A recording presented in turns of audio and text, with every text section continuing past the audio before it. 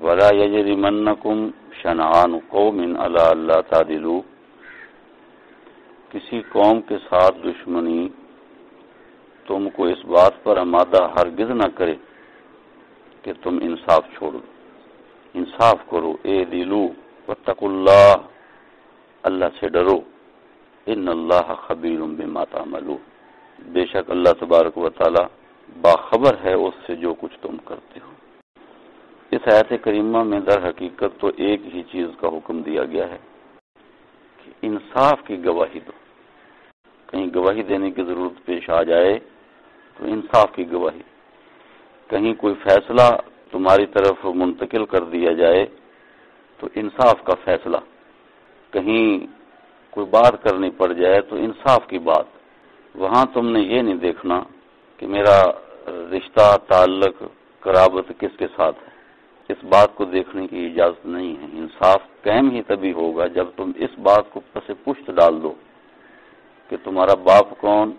اور تمہارا بیٹا کون اور تمہارا بھائی کون اور تمہارا اجنبی کون، اس بات کا فرق پہلے مٹانا پڑے گا،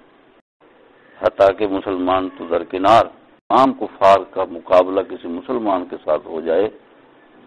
اور تمہیں کوئی فیصلہ کرنا پڑے تو وہاں بھی تم نے انصاف نہیں چھوڑنا، حتیٰ کہ فرمایا کہ تمہاری اس کے ساتھ دشمنی ہے، عداوت ہے، کوئی اختلاف ہے، کوئی لڑائی جھگڑا ہے، تم اس کو اچھے نہیں لگتے، وہ تمہیں اچھا نہیں لگتا، اور اب تم نے کوئی بات کرنی ہے، کوئی گواہی دینی ہے، کوئی فیصلہ کرنا ہے، فرمایا کہ اب خیال کرنا، اگر حق اس دشمن کے ساتھ ہے تو اب تم نے انصاف کے ساتھ فیصلہ اسی کا کر دینا ہے، اس کی دشمنی تم کو کہیں اس بات پر آمادہ نہ کر دے جی میری تو اس کے ساتھ دشمنی ہے، میں کیوں اس کے حق میں فیصلہ کروں، میں کیوں اس کے حق میں گواہی دوں۔ سچی گواہی کو چھپانا گناہ کبیرہ ہے، اس کو چھپا نہیں سکتے، وہ دینی ہے، دشمن ہے تو اس کے حق میں دینی ہے۔ نبی کریم صلی اللہ علیہ وسلم کی زندگی سے ہمیں اس کی بیشتر مثالیں ملتی ہیں، کیونکہ جب یہ احکامات اترتے تھے رسول اکرم صلی اللہ علیہ وسلم پر، سب سے زیادہ من و عن 100% عمل کرنے والے خود نبی اکرم صلی اللہ علیہ وسلم اور پھر آپ کے صحابہ ہوتے تھے۔ سیدنا اسامہ بن زید رضی اللہ عنہ کو اس قبیلے والوں نے بھیجا کہ آپ کا تعلق نبی کریم صلی اللہ علیہ وسلم کے ساتھ بے پناہ ہے، منہ بولے بیٹے جو بنا رکھا تھا، تو جا کے سفارش کریں کہ ہماری اس عورت سے جو چوری ہو گئی ہے تو معاف کر دیں، ہاتھ نہ کاٹیں۔ تو سیدنا اسامہ بن زید رضی اللہ عنہ سفارش لے کے گئے نبی اکرم صلی اللہ علیہ وسلم کے پاس کہ یا رسول اللہ اگر رعایت ہو جائے، کوئی ایسی شکل ہو، مجھے انہوں نے اسپیشل بڑے اعتماد کر کے بھیجا ہے، تو آپ صلی اللہ علیہ وسلم نے اس وقت بڑی عجیب بات ارشاد فرمائی تھی، میری بیٹی فاطمہ بنت محمد پر بھی ایسا کوئی کیس آتا تو میں تو اس کا ہاتھ بھی کاٹتا، اس کو بھی نہ چھوڑتا۔ یہ تو اللہ کا حکم ہے، اللہ کے حکم میں فاطمہ بنت محمد ہو یا فاطمہ مخزومیہ ہو، وہ برابر ہیں۔ سیدنا عمر بن خطاب رضی اللہ عنہ کے حقیقی بیٹے نے شراب استعمال کر لی تھی کہیں دوسرے علاقے میں، کوڑے لگائے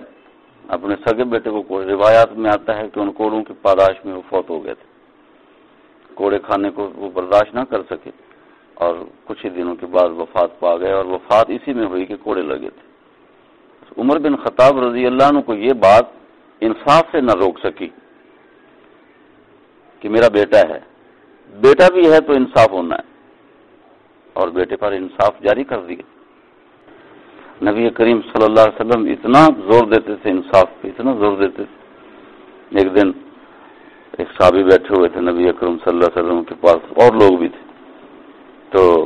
ان کا ایک چھوٹا سا بیٹا وہ بھاگتا ہوا آیا، لوگوں کے اندر سے گزرتا ہوا پاس آیا، تو انہوں نے اس صحابی نے سر پہ ہاتھ رکھا اور اپنی دائیں ران پہ بٹھا لیا اس کو، جیسے باپ کی عادت ہوتی ہے، چھوٹا بچہ آتا ہے تو اس کو گود میں بٹھا لیتا ہے، تو دائیں ران پہ بٹھا لی۔ تھوڑی دیر گزری تو بیٹی اس کی وہ بھی ایسے ہی بھاگتی ہوئی آئی اپنے ابو کے پاس، تو انہوں نے اس کے سر پہ ہاتھ پھیرا تو ان کو اپنے ساتھ بٹھا لیا۔ نہیں ذہن میں آئی بات، نبی کریم صلی اللہ علیہ وسلم کو یہ بات بھی گوار نہیں گزری، اور آپ نے فوراً فرمایا کہ انصاف نہیں کیا تو نے، فما عدلتا، انصاف نہیں کیا۔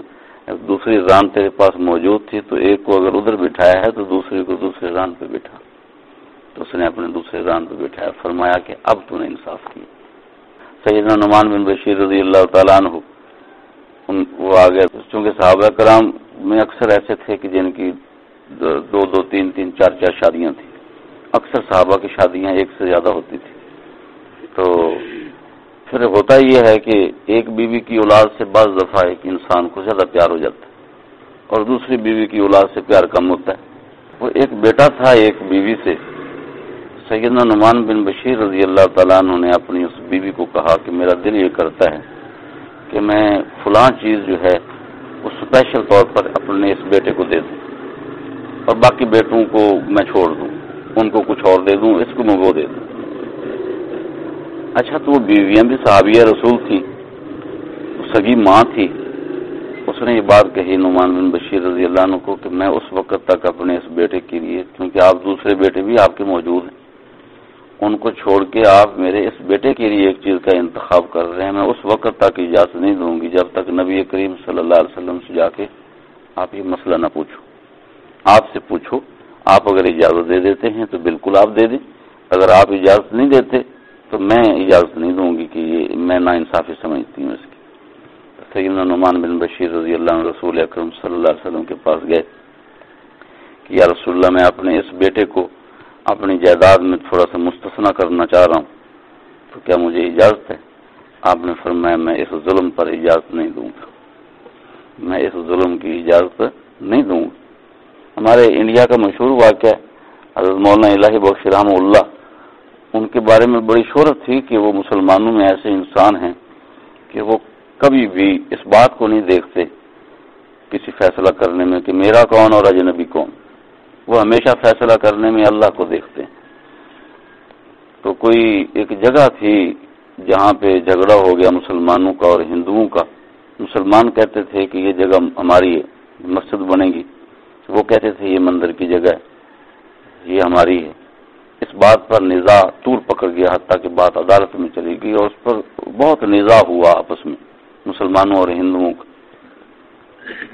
تو جب بات بہت بگڑ رہی تھی تو ہندوؤں نے ایک دن عدالت میں یہ بات کہہ دی کہ جی بات یہ ہے, مسلمانوں کے عالم مولانا الہی بخش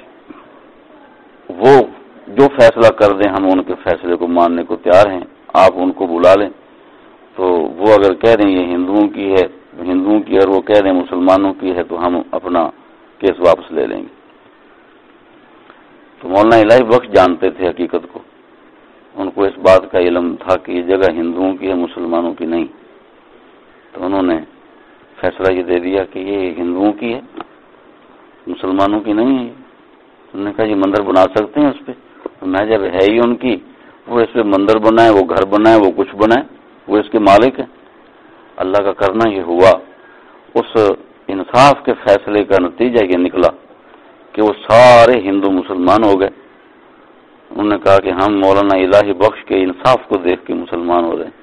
مسلمان ہو گئے اور اس جگہ پر انہوں نے خود ہی مسجد بنا دی.